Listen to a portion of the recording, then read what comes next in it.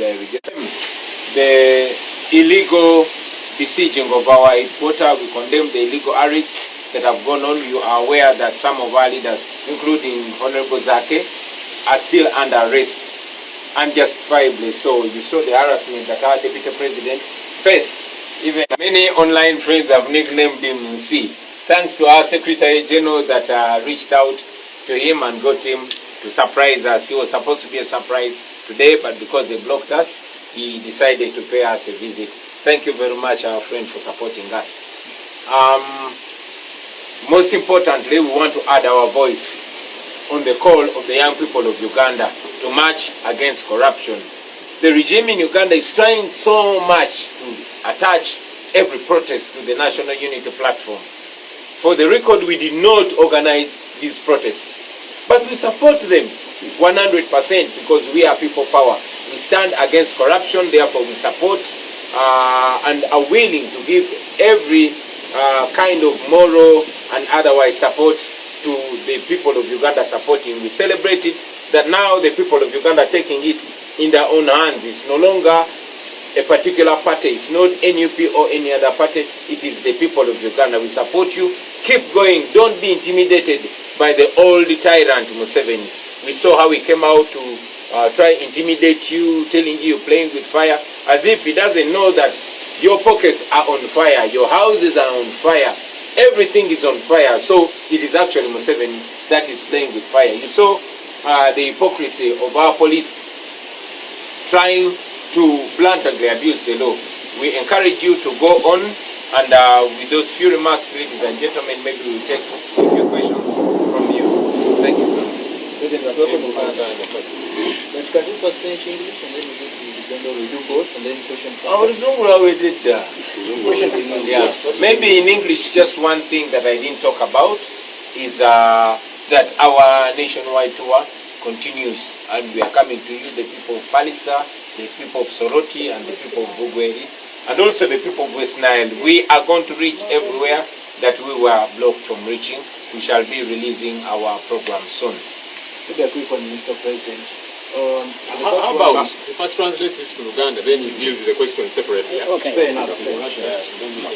Thank you very much, Right Honorable. Mwebale nnyo bannange kujja ne mutuwuliriza kyetugamba oluvannyuma lw'okusalako ekitebe kyaffe. Olunaku lwa leero tetubadde bakwogera nammwe nga tuli wano, tubadde bakwogera eri eggwanga nga tusinziira ku kitebe kyaffe e Kavule. Naye nga bwe mulabye amagye ne poliisi bakedde kusalako ekitebe kyaffe, era mu buswavu bw'ekitalo bakutte abakulembeze baffe omuli ne Honorable Zake. Ekyo no kya bumenyi bw'amateeka. Mulabye nga bwe bagezaako n'okusikambula pulezidenti waffe kyetuvumirira ennyo. Olunaku lwa leero tulina okuba nga tujaguza emyaka 4 bukyanga tusabukulula ekibiina kya NUP eri eggwanga. Emyaka 4 egyo egibaddemu okusomoozebwa kungi n'egibaddemu n'obuwanguzi bungi. Twasaba ekisaawe ky'Ekololo airstrip kubanga kisaawe kya ggwanga mulabye ng'ebibiina eby'enjawulo bikolerawo emikolo n'abantu n'abeesanyusaamu nga babeerawo. Bannayuganda tulina eddembe okukozesa ekisaawe ekyo, naye abakiddukanya baatugamba kiri mu kuzimbibwa, newankubadde nga wabaddewo emikolo egigenda mu maaso, waliwo n'emikolo egitegekeddwawo mu kiseera kyekimu kye twasaba, naye aba NUP bakisaba ne bagamba nti bali mu kukizimba. Tetugenda n'okuwanika, tetugenda kulekeraawo kubanga tulina okukola omukolo ogw'amaanyi ogujaguza emyaka 4 nga NUP, era ensonga tujagiriko. Naye olunaku lwa leero bannaffe bawambiddwa ku kitebe kituvumirira era tudemandinga okutebwa kwabwe embagira okuba tebalina musango. Twayagadde nnyo okwebaza abantu b'omu Western Uganda, egundi Bujjo n'ebitundu bya Nkole, omuli Shaka Bushenyi, omuli Lukunjiri, omuli Isinjiro n'omuli Ntungamo. Mwebale nnyo okutwaniriza. Twafunyeyo ne mukwano gwaffe ono omupya abasinga mwamulabye ku social media ng'atugoba atubuuzeeko atulaga omukwano. Twasiima ennyo ssebo. Era Secretary General waffe lazima yasaze amagezi n'akwatagana naye, era abadde wakutusurprisinga aje amutwanjulire, naye oba oli awo anatuwayo akagambo ku kyaliwe gwatutuusizaako. Webale nnyo, webalire ddala. Nalabye nga ab'oku internet mwamutuumya ensi naye kyetujja kyogerako oluvannyuma. Olunaku lwaleero twagadde n'okugatta eddoboozi lyaffe ku maloboozi amaanyi agawagirwa abannayuganda naddala abavubuka abavuddeyo kulwanyisa enguzi. Gavumenti ya Mwami Museveni nga bw'ebadde nga efuba okubuzaabuza n'okwonoona buli mulamu abannayuganda gwe batandika ngegwataakinga ku muntu omu oba ku kibiina ekimu, bafuba okulaba nti okwekalakaasa kuno nga abannayuganda bavumirira enguzi baagala kuteekako NUP. Njagala ki okwongera okyatula nti si ffe twateeseteese okwekalakaasa kuno, naye tukuwagira ne sekuwagira yenna, tuwagira bannayuganda mwenna okuvaayo okulaga obutali bumativu ku bubbi n'obuli bw'enguzi obugenda maaso mu ggwanga lyaffe. Kikakata ku buli omu era twasanyuka nnyo okuyaayana kwaffe nammwe mukutekinze over. Baagala okukituma NUP oba okituma abakulembeze abamu so that babakwatira ewaka oba babakwatira ku bitebe byabwe nammwe muggwamu amaanyi. Naye kirungi nti mumanyi nti kino si kya NUP yokka, kya buli munnayuganda yenna. N'olw'ensonga eyo buli omu asituke mu busobozi bwe. Temukkiriza babuzaabuza na basi bakatambala ku maaso tebakwata Kyagulanyi oba omulala then baba bakutte mwenna. Mutwale eggwanga lyammwe mu maaso kuba buno buvunaanyizibwa bwammwe. Nja wamu ne bannange kwanukula ebibuuzo ebimu bye munaabuuza abasebo ne bannyabo okwekusima kwange ddala.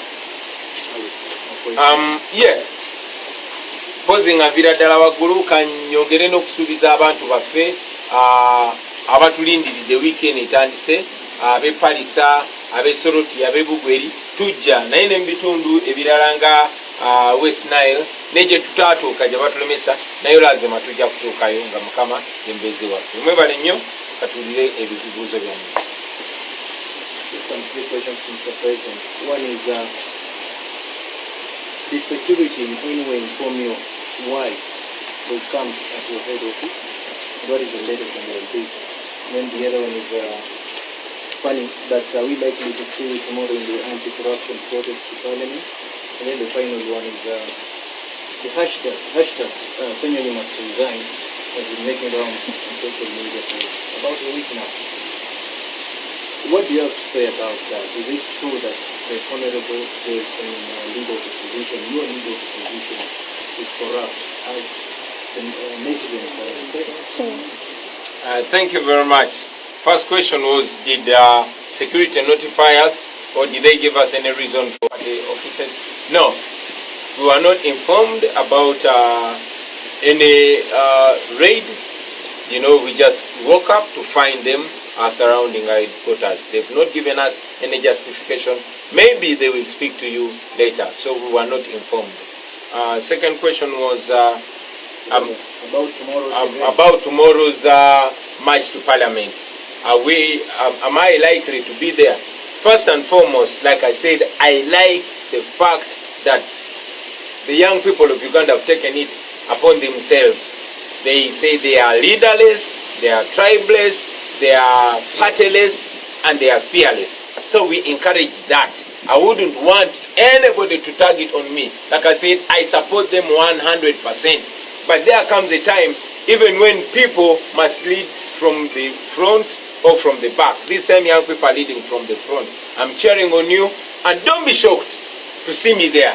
But I don't want to assume leadership of that cause. I want you there, but know that I'm rooting for you and I'm with you, and you shouldn't be shocked to see me with you because I am in full support of you. And I will encourage all people, religious leaders, civil society leaders, all people, take it upon yourselves. I repeat, I did not call for this protest, but I, together with the party that I lead, support them. Now, about the ongoing allegations of corruption in Parliament, where even our own Right Honorable Joel Senyonyi has been mentioned. I've said it time and again that I believe in evidence. And I challenge all those people to bring evidence and indeed to go ahead and prosecute Honorable Senyonyi. And we shall also take action. I am very aware that these are the same people that one time claimed that our Secretary General is Museveni's son. These are the same people that claimed that... the African Union. Exactly. Yeah. These are the same people that claim that Comrade Katana is working with SFC. You know, is a captain in the military. These are the same people that claimed that Museveni bought for me my bulletproof car. So until they give us evidence, we work on evidence. All the times we've taken action, we have done so with evidence. There are times when our party members have been involved in corruption, and we don't miss our words with corruption. Once we present evidence, we take action. So once again, I challenge them to present evidence against Honorable Senyonyi for any action of corruption, and we will take action. Also challenge them to prosecute him. Honorable Senyonyi is right here. I don't know if you will allow me to also ask him to answer the same question.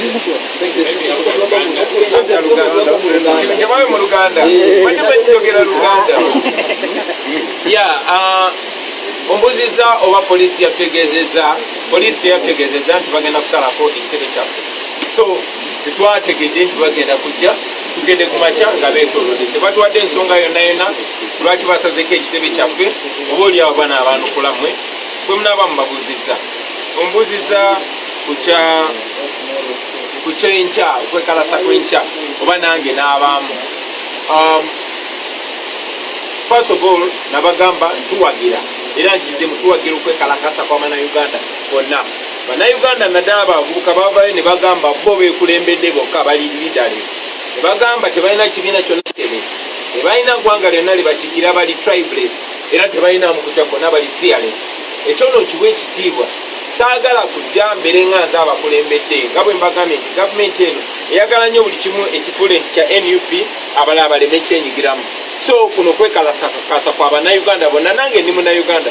So bwe muba mundabe temunneekanga, naye sinze nkukulembera, so ne bwe mutandaba mugende mu maaso, kubanga bano baagala okusalako nti Kyagulanyi basazeeko Besigye, basazeeko ani. No, mugende mu maaso oba mundabye oba temundabye, naye temwekanga bwe muba mundabye.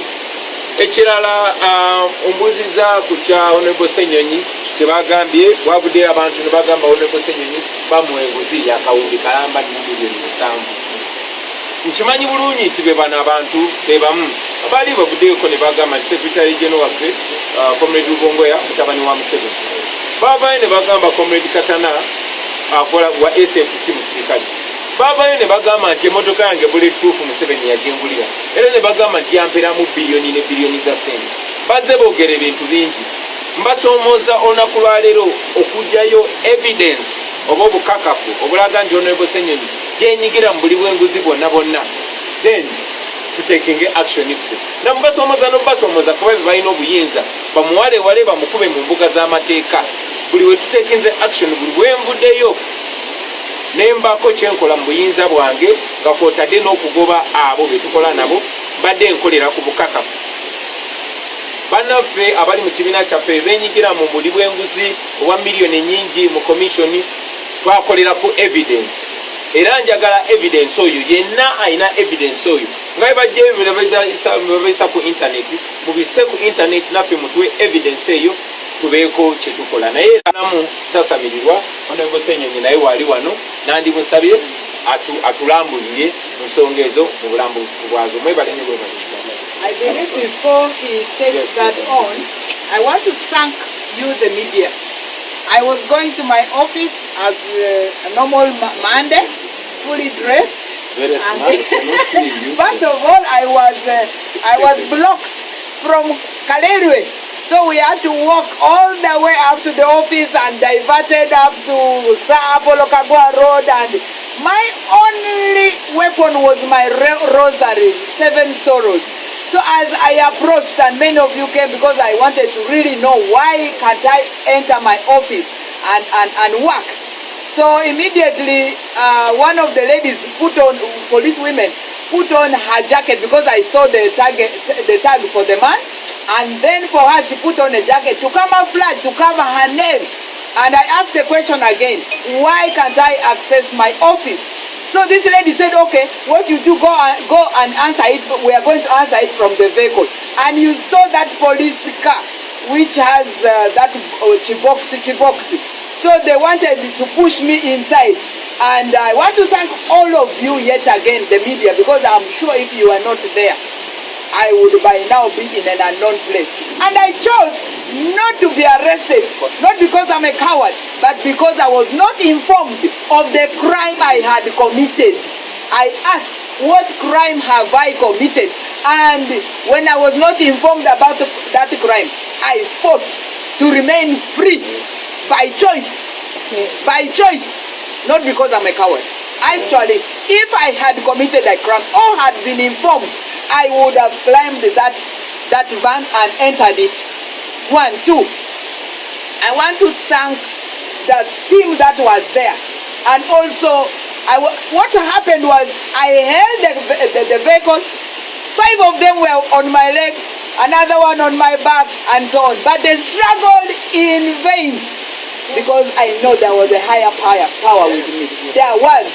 And I want to thank each one of you for also making sure that I came here. We would like, therefore, to continue to condemn the unlawful occupation of our offices. We want to condemn the unlawful abduction without informing the people why you are arresting them and all their rights. The police will condemn it in totality. In fact, I'm going here straight to go and make a police statement because they totally tore my beautiful suit. And many other things I've lost. Thank you very much. And I also know that whatever is on the leader of opposition is the usual diversion and wanting to create hatred about him. Okay, we will stand by him. Thank you very much. There goes our able Deputy President. Maybe before I give opportunity to our leader of opposition, I would like to kindly ask our SE to give us a small brief of how we've ended up with our brother here. You see. Thank you so much, Mr. President. I also join others in, of course, condemning very strongly the blockade of our offices and the violations of human rights that we've witnessed today. Our office has been turned into a military police barracks, the cowardice of the regime. Well, today we are celebrating 4 years, and like the President said, we are meant to have a very big function, but today we are meant to have a press conference to set stage for that. Like the President said, we shall continue to ask for Kololo because we believe we also as citizens have a right to use that venue. If it means going to the Equal Opportunities Commission, if it means going to courts of law to demand that we are treated equally as other citizens, we shall do that. But some people have been asking, why commemorate? The journey has been long. The journey has been long. It has been having many challenges, trials and tribulations. Many people are in prison as we speak because of association with us. Many have been killed. So we wanted to pray for them at this occasion and to stand in solidarity with them. But very importantly, there are other things that we've been able to achieve just in 4 years of NUP. One, we achieved victory against Museveni. Everyone knows that we won Museveni in that election and we were rigged. That's the first achievement. The second achievement, we've been able to get thousands of political prisoners out of detention. We've supported them with welfare. We have been able to have mobilization committees all across the country. We have also been able to establish a school of leadership and to have the best headquarters of any political party in Uganda and perhaps East Africa. We have also been able to expose the regime, internationally. You have seen sanctions and all that. But most importantly, we've been able to awaken the people. I think the greatest achievement of NUP and our President, Robert Chagulanyi, in this country has been to involve people like this. This is the reason why this man, we brought him today. This has been the greatest achievement. People like him, who used not to be concerned about politics. This man here has been selling bananas in Isinjiro. But to see that he thinks that he also has to get involved in politics, in knowing the direction of the country, that is the largest and biggest achievement of NUP over the past 4 years. Awakening the people, trying to involve them and to make sure that a person like Rosie Tihura is involved also in the politics of our country. So that's what I wanted to say. Mu Luganda, nange neyongera okuvumirira kye bakoze leero ebikolobero bye bakoze okukwata deputy president waffe bamukutte ng'omubbi ne bagezaako okumuteeka mu kamotoka mubalabye nga tebaswala ate nga abasajja bewadde bamukutte, ekimenya amateeka, ekimenya obuntu n'ebirala byonna byonna byebakoze. Naye nga bwe tubagambye olunaku lwaleero tubadde tubayise ku kitebe kyaffe okwogera ku myaka 4, kubanga olunaku lwaleero lwejweza emyaka 4 bukya twanjulira NUP eri abantu. Jana eno oba olugendo luno lubadde lwakusoomoozebwa, abantu bangi bafudde, abalala bali mu makomera, abalala babuzibwawo, tukyagenda mu maaso n'okubabanja. So olunaku olwo nga pulezidenti wabagambye twagala genda mu maaso n'okusaba kololo, kubanga tukkiriza nti naffe ng'abannansi tulina obuyinza okukolera omukolo gwaffe ekololo. Bwe kiba kyetagisa ogenda mu kooti oba mu kakiiko akavunaanyizibwa ku bwenkanya, tujja kugendayo Akaiko Opportunities Commission. Naye twade twagala n'okwogera ku biki bye tutuuseeko ng'ekibiina, okukunga bannayuganda, okuteeka offices ezakabi ezisinga mu nsi mu Uganda yonna ne mu East Africa, okulaba nga tutaddeko obukiiko bwaffe mu ggwanga ne tubeera abantu baffe ne tubayambako mu welfare. Abantu abali mu makomera baali eyo mu 10,000 bwe twaviira mu kulonda, kati basigadde batono nnyo, era tukyagenda mu maaso n'obabanja n'ebirala bingi nnyo bye tugenze mu maaso n'okutuukako. Naye ekisingira ddala kye tutuuseeko nga NUP nga people power, ate achievement esinga gye ndowooza omukulembeze waffe gyaleese nti abantu abataali mu byabufuzi abali nga tebibakwatako ensonga z'eggwanga lyabwe, kaakati olwa NUP ne people power twesanze nga abantu ba bulijjo benyigira mu byobukulembeze oba ebifa ku nsi yaabwe. Kyova olaba olunaku lwaleero tuyise ono omusajja gwe mbadde mulaba trending ne tugamba beere naffe ku lunaku oluno. Lwaki? Kubanga ono representinga miliyoni ne miliyoni z'abantu abaali tebabiriimu, bebaali tebakwatako, nga tebibakwatako, abavuzi ba bodaboda abaali kuki. Kakati bwogenda ku bodaboda stage boogera ku nsi yaabwe, boogera ku nguzi mu parliament. Ono abadde omulimu gwe gwa kutunda amatooke, ebitooke eyo Isinjiro. Naye kati bwe yawulira nti President Kyagulanyi ne NUP baze, n'adduka emisinde mwagiraba, n'amutuukako wakira mugongeko. Lwaki? Kakati ekyo ye achievement yaffe esinga, era kola olunaku lwe tunaaba tutaddeko kyekimu mu bintu tugenda kuba twenyumirizaamu nnyo, okulaba nti twaleeta abantu abaali balowooza nti tebibakwatako kati ne bitandika bakwatako. Mwebale nnyo, mwebalire ddala. Thank you very much, Comrade SG. Kaihura, nawe Uganda oginako mugabo ng'oli Kaihura. Sebo National Political Opposition.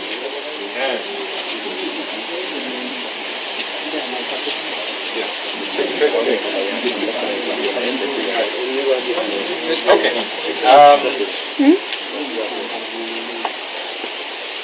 Okusookera ddala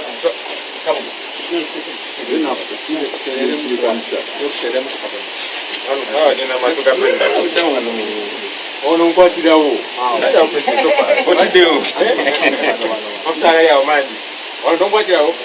Alright, okusookera ddala twagala okwebaza Katonda kubanga tuwezezza emyaka 4 kyatwanjula ekibiina kyaffe ery'eggwanga. Bingi Katonda byatusobosezza okutuukako okusoomooza kubadde kuyitirivu. Abantu baffe battibwa, bangi bali mu makomera, bangi balina ebisago, bingi ebitutuusiddwako. Naye twebaza Katonda nti weetuli, era ekimu ku ebyo nti tusobodde okulaga bannayuganda nti amaanyi gali mu bo. Abakulembeze bano ffe ng'abakulembeze, omukulembeze omulonde oba ki, abantu batuwazikako bwazisi maanyi gaabwe, buyinza bwabwe, era nga balina otuteeka ku nninga obuyinza obwo obukozesa obulungi. Naye nga bannayuganda bazze bakitegeera nti obuyinza amaanyi gali mu bo. Naye n'ekyo ekikulu ennyo nti munnaye tukyaliwo. Waliwo abasooka okugamba nti abo jasi mbuyaga ekunta bagenda kuggwawo ne batukuba enzira eza buli kika, ne batulisa ssente eza buli kika, bingi bye bakoze. Naye tukyaliwo ate tweyongera maanyi nti tukyebaliza Katonda, era emyaka egiddako ate tugenda kyongereramu ddala ddala. Bingi ebize byogerwa olunaku lwaleero, course tubadde tulina okubeera ekololo nga bwe kitegeezeddwa, naye kololo munnaye tukyagirinze. Kubanga mu bbaluwa gye twawandiika twagamba nti oba olunaku olwaleero tekisoboke, tujja kulinda mutuwe olunaku olulala, kubanga wiikendi ewedde ekololo waliyo emikolo. Mu nnaku ezijja tuwulira waliyo emikolo emirala egitegekeddwa abantu ab'enjawulo. so naffe twabagamba nti fere tulina buzibu olunaku lwe munaatugamba nti ate wali kigenda mu maaso waleme kubeerawo lwekwaso nti bakyazimba bakyakola ki tulindiridde olunaku olwo tugende kololo buli omu gyatera okugenda tujaguze nga bannayuganda ebigenda mu maaso mu paalamenti njagala kwebaza bannayuganda nti kati mwazibuka amaaso mwagamba nti politics tujja girekera bannabyabufuzi bokka bitukwatako bibakwatako nga bannansi kubanga musasula omusolo era nga mulina okulondoola buli kigenda mu maaso tuze twogera ku nguzi obulyake obugenda mu maaso mu paaliyamenti yaffe eyo ne mu ggwanga era twebaza bannayuganda nti nabo beesowoddeyo nga boogera ku nsonga zino nga babanja embalirira nga babanja obwenkanya kati nga bwe tulemera ku bintu bino era muzze mulaba ababiremerako babakwata abamu bali makooti babasibye aba ne babetekako zi propaganda ez'enjawulo naffe ng'abakulembeze munange tekibeewuunyisa nga bwe nzize ŋŋamba nti buli bw'olwanyisa enguzi nayo ekulwanyisa kyekigenda mu maaso baagala tusirike abamu of course muzze mulaba babawambye abamu bali makooti makomera kakati abamu bagamba nti omukulembeze ono bwe tunaamukwata abantu bajja kunyiiga nnyo katumusiiga akasa tumukube propaganda naye ekirungi nti bannayuganda bagamba nedda temujja tubuzaabuza bwe muba mugamba nti Ssenyonyi oba omuntu omulala yenna yali enguzi ate nga mugamba mulina obujulizi muleete kubanga bazze bagamba balina zi audio balina obujulizi annange ananzina takumpa bw'oba olina obujulizi bufulumye era nange wendi omuntu yenna alina obujulizi nti Ssenyonyi alina enguzi gye yalya oba ki wendi bankube mu mbuga z'amateeka nga bwe bazze bakola abantu abalala kuba mugamba obujulizi mubulina naye tebagenda tusala sipiidi tebagenda tumala mu maanyi enguzi tujja giremerako paka nga tugirwanyisa era abalowooza nti bajja kukola ebintu bino blackmail propaganda batukangekangemuko mwagobereranga bwe nali nkulembera akakiiko akakosase netulwanyisa enguzi mu bitongole bya gavumenti ebisinga ate nga bwe tulwana nabo agezaako okubalwanako sipiika wa paalamenti nemugamba kakati gwe kikyoyagala lwaki tondeka nenkola omulimu gwange agamba kakati bannamawulire mubafulumye tebalina kubeera mu zikomiti meeting nenemerako neŋŋamba zino sente za bannayuganda ripooti ne tuzifulumya ezimu ng'agamba ezo temujja gipuresentinga kubanga nga eyolesa obuli bw'enguzi obuyitirivu ezo entalo tuzibaddemu nnyo kakati bwe nafuuka leader of opposition neŋŋaa kakati abantu bano nja kubalabisiza ddala kati nabo kwe kuyiya amagezi ge bagezaako okuyiiya naye nga bwe tuze tugamba bwe tugamba nti honorable Mpuuga ne bakomishona babba sente obujulizi bwe buli era nabo sente bakkiriza baazitwala ezitaliiko nsonga etegerekeka bakikkiriza bwe tugamba nti sipiika yeetaba mu bubbi obujulizi bwe buli tuze tubalaga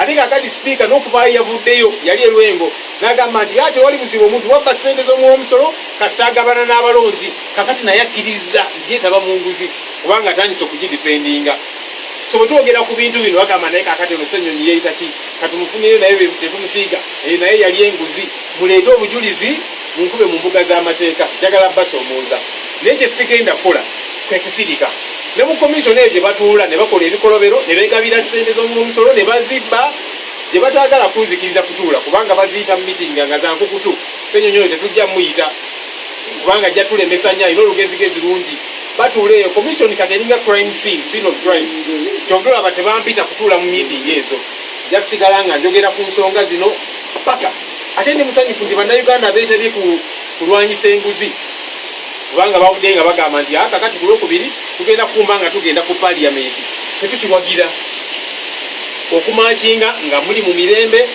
tewali akutte kisi tewali azze kulwana naye mu mirembe era sipiika njagala musoomooza kubanga juzi yayaniriza abajja okwekalakaasa owekitiibwa Ssekikuubo naye batandika omukubako propaganda kubanga tutambuza sensha motion y'abakomishona olwokubba sente yayaniriza abantu abo bajja nti baze okwekalakaasa olwamupaka waabwe Ssekikuubo talabikako n'ebirala ne babaaniriza bulungi nga bakutte ebipapula byabwe ne bayingira paaliyamenti sipiika n'abawuliriza kakati sipiika twagala okusoomooza lekera okubeera n'akatengo bannayuganda bagamba nti bajja olunaku lw'enkya mu mirembe nabo baanirizibwe bayingire paaliyamenti oba mwagala okubanza mubaaze megeshuwa tewali alina kisi tewali alina kyakulwanyisa bajja mu mirembe bannayuganda nga bwe tubawuliriza bajje mu paaliyamenti banjule ensonga zaabwe ku bubbi obugenda mu maaso mu paaliyamenti ne mu ggwanga lyaffe katusubire ekyo kinaakolebwa kubanga bano bannayuganda ate baddembe okuyimusa amaloboozi gaabwe ne bawulirizibwa nga bwe kirina okubeera.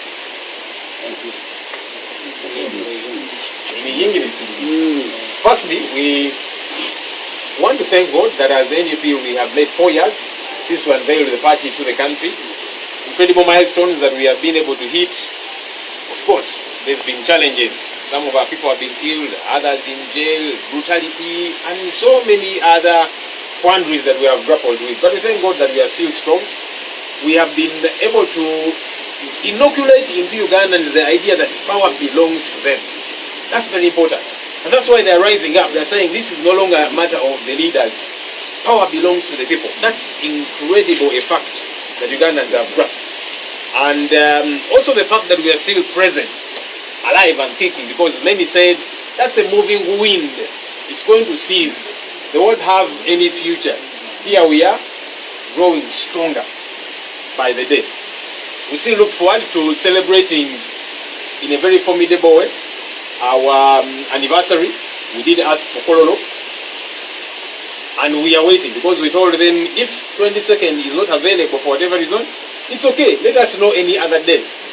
The other weekend there were some activities happening at Kololo, some celebrations. In the coming days, we are told other groups have certain engagements. Even NUP, we have a right to be at Kololo, so we are waiting. We have not given up on that idea until they tell us, we have finished whatever excuse they have put in place. We shall be patient and wait until we get to celebrate. Now, we want to thank the people of Uganda because they have risen up against bad governance, against corruption. Now this has ceased to be a matter of just us politicians and political players. The people of Uganda are saying, wait a minute, we are taxpayers. Our money ought to be put to very good use. And you know, whenever people rise up, they will be singled out. There are some people that have been kidnapped. You have seen others have been thrown in jail because they're talking about corruption in parliament and elsewhere. For some other leaders, they will say, this Senyonyi here, if we arrest him, maybe the people will be angry, or whatever the case might be, or any other leader. Let's now just use propaganda against them. They'll use all manner of things. And as I keep saying, when you fight corruption, it fights back. But that doesn't mean we shall stop fighting. We shall keep fighting every step of the way. There's all this propaganda moving around. As you're saying, these other people are thieves. Even you got bribes, and we have evidence. And I have said, look, if you have evidence, they're saying they have audios, evidence, and so on, produce it. Take me to court. Because we are all interested in fighting corruption. So if you have any iota of evidence against me, I am available. Take me to court so that we fight corruption. Because whenever we have said Honorable Mpuga and the other commissioners were involved in corruption, the evidence is there. And they have actually accepted they took this money for no reason whatsoever. Whenever we say that the speaker is involved in corruption, the evidence is there. And in fact, the speaker has made it even easy. She is now out there defending corruption. She was in Luengo and she said, it is okay to steal for as long as you share with your voters. That's an admission of corruption. So all this overwhelming evidence is in place. So if you have evidence against Senyonyi or anybody else, produce it. Let it be produced before courts of law so that we deal with corruption regardless of who is involved in this corruption.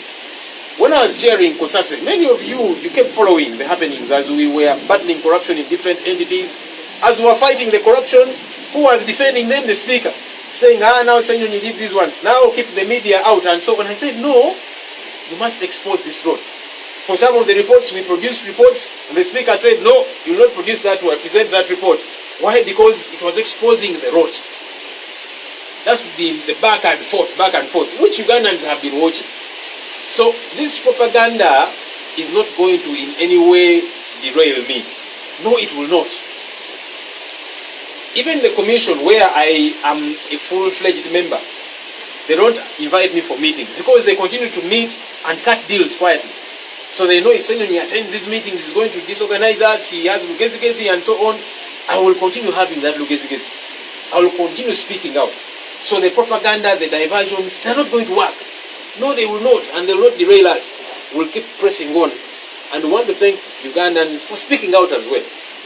We have had them mobilizing themselves and saying, tomorrow they're going to march to Parliament peacefully regarding corruption. That is welcome as far as we are concerned. And I want to let the speaker know. The same way you have been receiving other people, do receive these people properly. The other day I saw the speaker receiving alleged protesters against the Honorable Sichukubo. You know, he's also been involved in the censure motion against commissioners, so they're also trying to blackmail him. But they received the protesters, they had placards, and they entered parliament nicely. These other Ugandans who are coming to protest should also be received nicely because they are peaceful, and I want to encourage them, please be peaceful. Don't have any, fighting equipment or whatever the case might be. All you should hold is placards peacefully. We are hoping they will also be received at parliament peacefully and listened to. Because they have a voice, they have issues of concern to them in as far as corruption is concerned. Our hope is that they will be listened to and their matters get to be addressed. So let's keep fighting. The propaganda, the mudslinging, the blackmail, the arrests and so on will keep happening, but that should not deter us. Thank you. Thank you very much, Right Honorable Senyanyi, for making it very clear.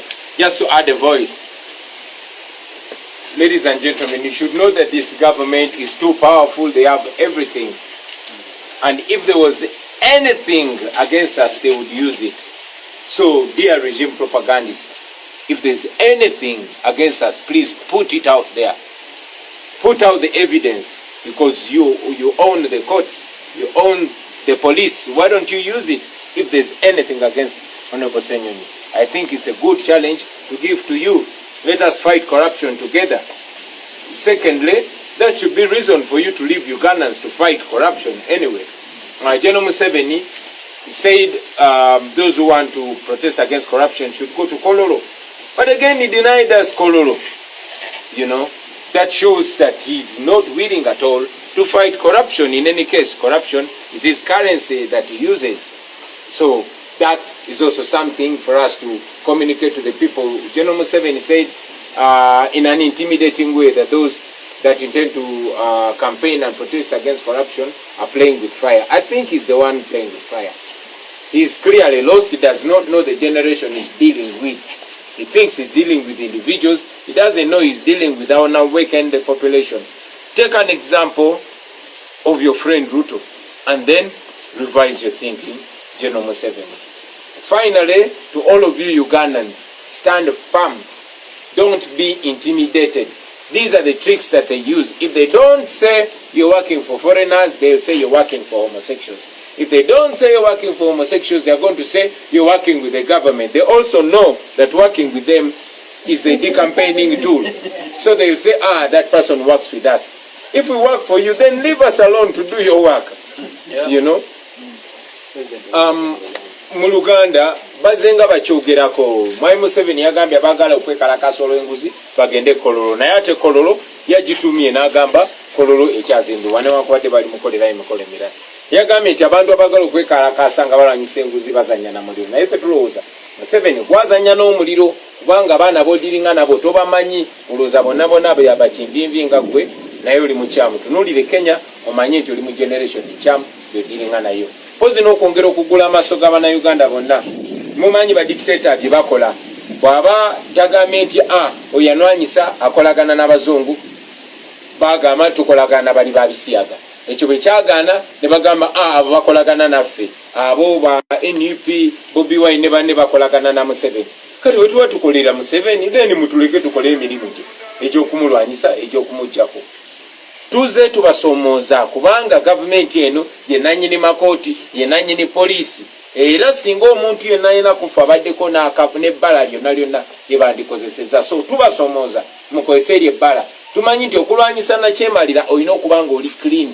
Oba toli clean baba bakumaliriza. Ensonga lwaki abantu bonna abaali mu opposition basirika bwe bati kuba buli omu bamubaako n'akakuku. Either abaayina omusango, abaayali enguzi, abayina ekintu kyeyabba, oba abayatta omuntu muzze mubalaba. So abasinga babaako emisango. Kati ffe tuli mu kulwanyisa Museveni directly. So engeri gye tubalwanyisa, kale muleete evidence yonna yena erumika omuntu yenna ku ffe, mutekinge action.